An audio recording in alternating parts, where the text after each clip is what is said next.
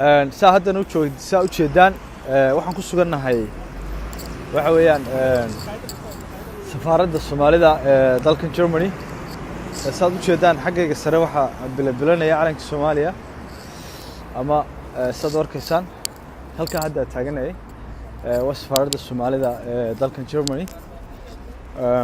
halka waxa ku qoran safaaradda Soomaalida ama iyadoo English Embassy of Federal